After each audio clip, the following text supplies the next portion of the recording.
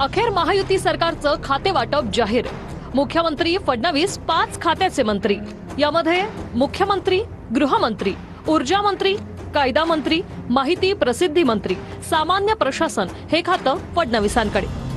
तर उपमुख्यमंत्री शिंदेंकडे 3 खात्यांची धुरा असणार आहे। नगरविकास, गृहनिर्माण, सार्वजनिक बांधकाम खातं, तर अजितदादा हे 2 खात्यांचे मंत्री असणार आहेत। यामध्ये अर्थ नियोजन आणि उत्पादन शुल्क हे खातं असेल। इतर नेत्यांना कोणकोणती खाती मिळाली ती पाहूया।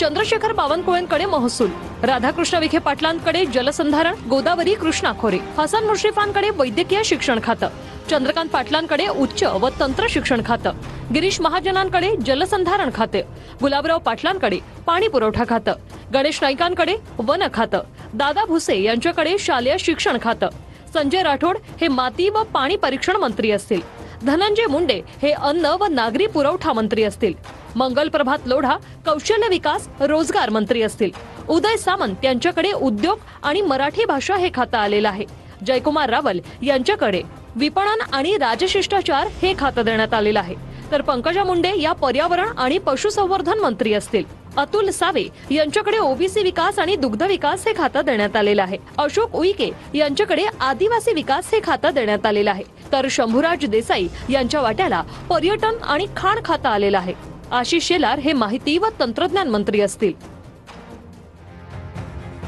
दत्तात्रय भरणे हे क्रीडा व अल्पसंख्याक मंत्री असतील,